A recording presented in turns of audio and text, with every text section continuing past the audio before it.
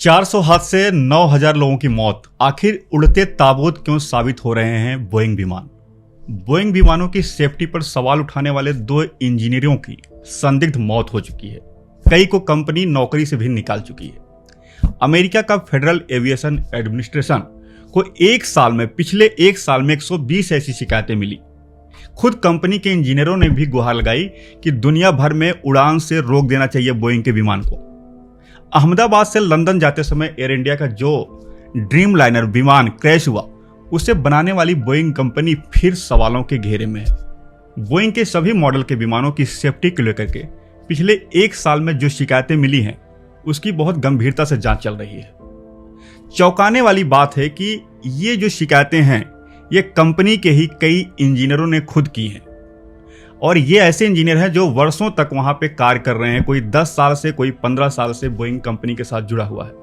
कुछ इंजीनियरों को सवाल उठाने नौकरी गंवानी पड़ी, तो 2 की तो संदिग्ध परिस्थितियों में मौत हो गई। दुनिया में कुल 577 एयरलाइंस हैं जो बोइंग कंपनी के करीब 9600 विमानों की उड़ानें संचालित करती हैं।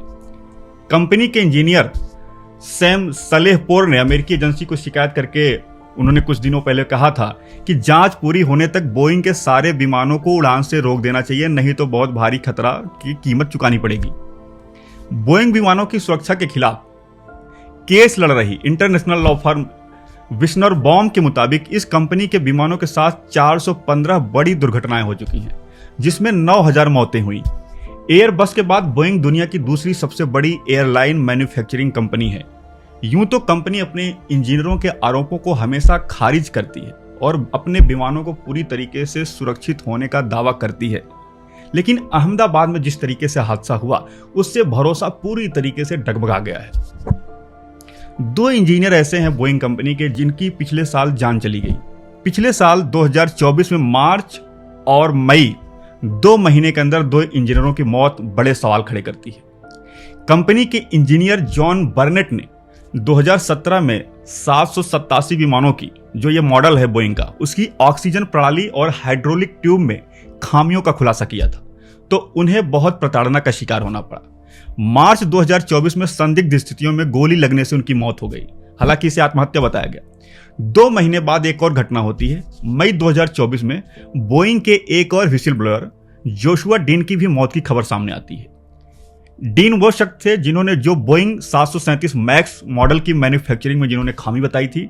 2023 में इन्हें नौकरी से कंपनी ने निकाल दिया, तो इन्होंने अमेरिका के लेबर डिपार्टमेंट में शिकायत दर्ज कराई थी कि सुरक्षा संबंधी चिंताओं को उठाने के कारण उन्हें कंपनी ने बर्खास्त कर दिया।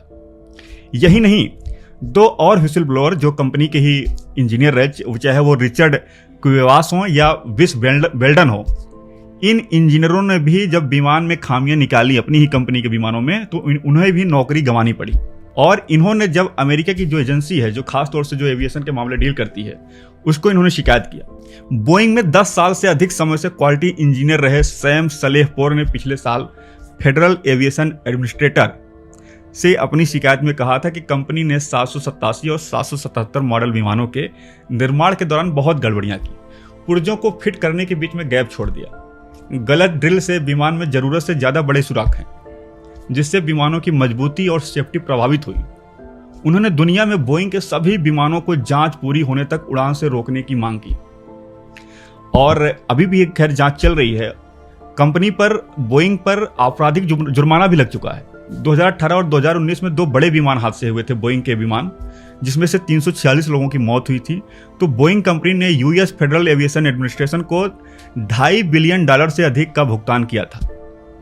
इसमें $243.6 मिलियन का आपराधिक जुर्माना भी शामिल था, और बोइंग इन हादसों के लिए माफी भी मांग चुका है। बोइंग दुर्घटनाओं का मतलब जिस तरीके से लगातार हादसे पे हादसे हुए, तो कंपनी के पूर्व सीईओ डेनिस मुइलेनबर्ग स्वीकार कर चुके हैं कि 2018 और 2019 में बोइंग 737 मैक्स विमानों में जो ऑटोमेटिक सिस्टम था, जो उड़ान नियंत्रण प्रणाली थी, उसमें खामियों के कारण हादसे हुए थे।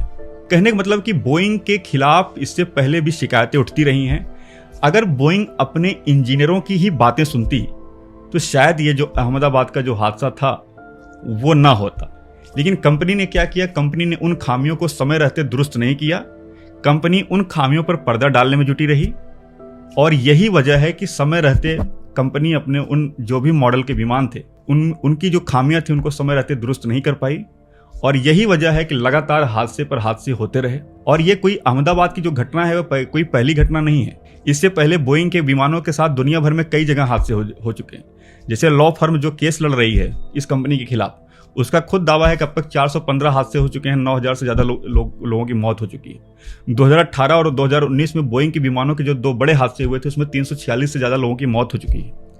तो कहने का मतलब ये है कि एक बार फिर वो वक्त आ गया है, अहमदाबाद की जो घटना है इतनी बड़ी खतरे की घंटी बजा दी है कि सवाल ये है कि चाहे बोइंग के विमान हो या जिस भी कंपनी के विमान हो, उनका एक ऑडिट होना चाहिए। और जितने भी व्हिसल ब्लोअर हैं जो सवाल उठाते हैं कि किस विमान में क्या गड़बड़ियां हैं, तो उनको सुनना चाहिए, न कि उस पर पर्देदारी करना चाहिए।